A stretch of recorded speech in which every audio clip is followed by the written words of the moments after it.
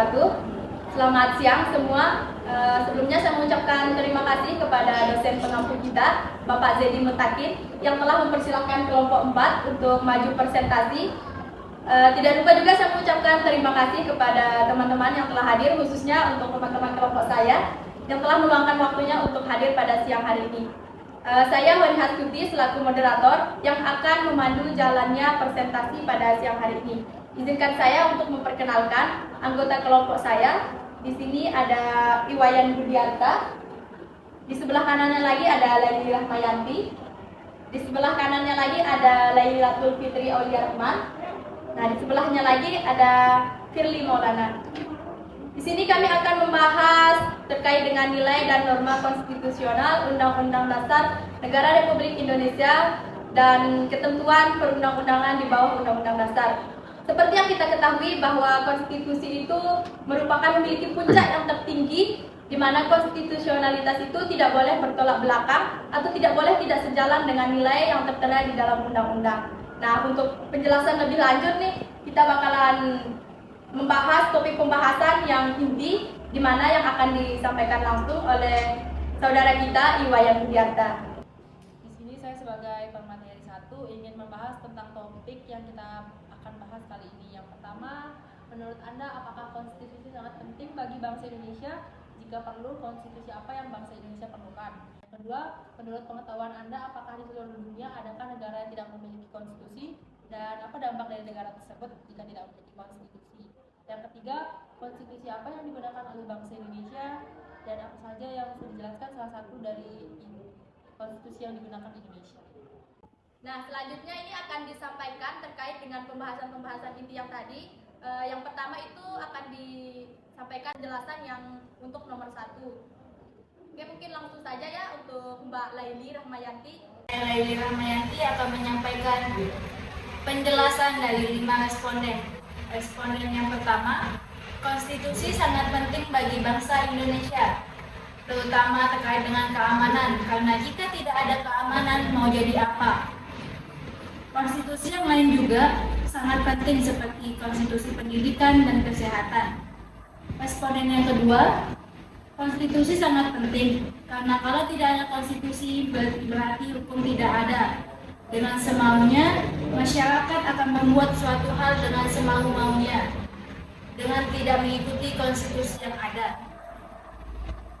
Responden yang ketiga, bangsa Indonesia, konstitusi benar-benar dibutuhkan karena negara Indonesia merupakan negara kepulauan yang memiliki masyarakat yang sangat banyak. Dengan berbagai macam jenis dan konstitusi yang memiliki peran hukum tertinggi, diperlukan di bangsa Indonesia untuk mengatur semua elemen di masyarakat Indonesia mulai dari tingkat nasional sampai tingkat paling bawah. Responden yang kedua, konstitusi sangat penting bagi bangsa Indonesia karena konstitusi sangat dibutuhkan, terutama terkait dengan keamanan. Karena jika tidak ada konstitusi, sistem keamanan mau jadi apa?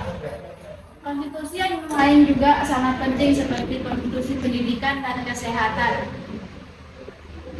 Responden yang kelima, konstitusi 70% sangat penting. Karena dalam Indonesia digunakan konstitusi Undang-Undang Dasar. Konstitusi yang tertulis itu kebanyakan kurang diterapkan. Dan yang diperlukan masa-masa ini kita memerlukan konstitusi yang ada, yang bisa dibilang sikapnya itu tegas.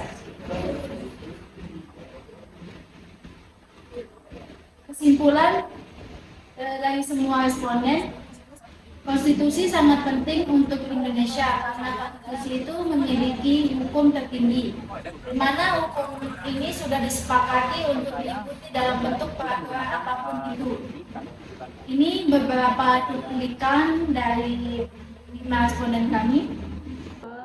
Mendebati dia.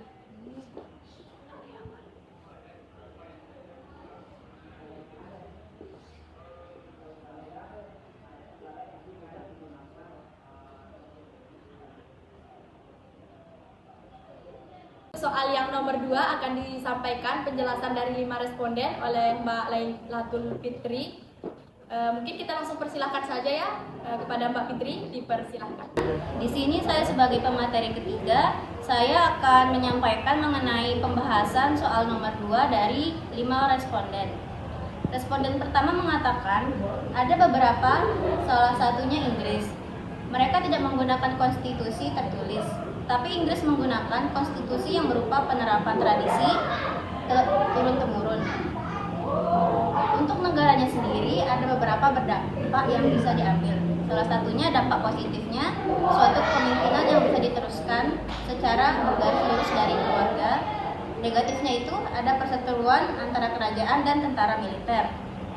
Kemudian responden kedua mengatakan tidak ada bangsa yang tidak memiliki konstitusi atau aturan. Bahkan negara yang menganut sebuah kepahaman pasti ada aturan yang mereka pakai. Karena kalau tidak ada aturan, konstitusi itu memang akan jalan tapi tidak beraturan. Responden ketiga mengatakan konstitusi wajib diadakan di setiap negara.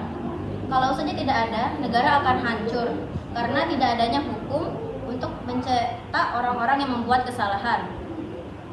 Responden keempat mengatakan ada negara yang tidak menggunakan konstitusi karena tidak semua negara itu merupakan negara hukum. Dampaknya itu bisa berantakan atau hancur karena hukum yang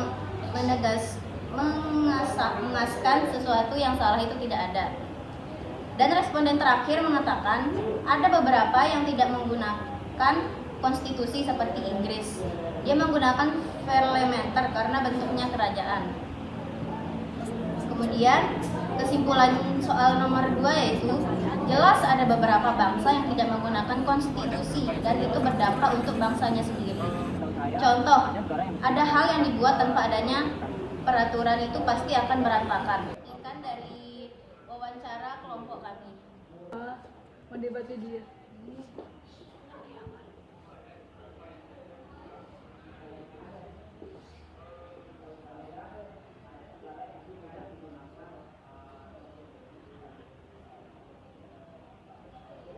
Baik, saya M. Firly Maulana Khairi akan memberikan pembahasan soal nomor 3 dari semua responden.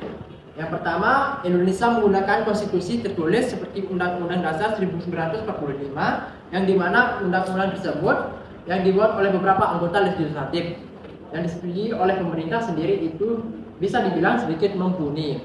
Yang kedua, sejauh ini bangsa Indonesia menganut konstitusi Undang-Undang 1945 yang menjadi undang-undang dasar tertinggi, yang itu ada beberapa elemen di bawahnya seperti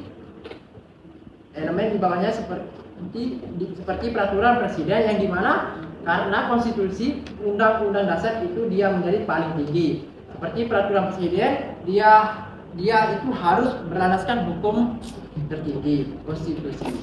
Yang ketiga, lumayan banyak kayak undang-undang, peraturan pemerintah, peraturan presiden, keputusan pemerintah atau keputusan presiden, peraturan yang diterbitkan oleh menteri-menterinya tersebut. Salah satunya undang-undang bisa dibilang konstitusi paling tinggi atau payung dari seluruh peraturan, kemudian di bawahnya ada peraturan pemerintah, peraturan presiden sampai menteri-menteri terkait. Yang ketiga, kalau konstitusi yang saya tahu itu ada yang tertulis dan tidak tertulis.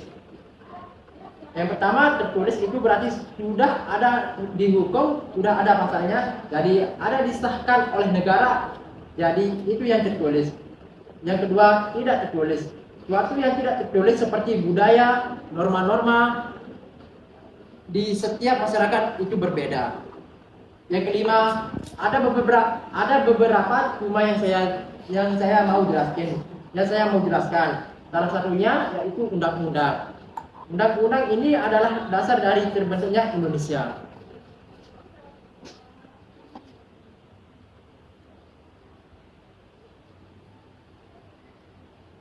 Baik, saya akan menyampaikan cuplikan dan kesimpulannya bahwa sampai sekarang bangsa Indonesia masih menganut Undang-Undang Dasar 1945 sebagai peraturan tertinggi, seperti peraturan yang ada di presiden di mana harus di mana harus berlandaskan Undang-Undang 1945. Baik, sekian dan terima kasih.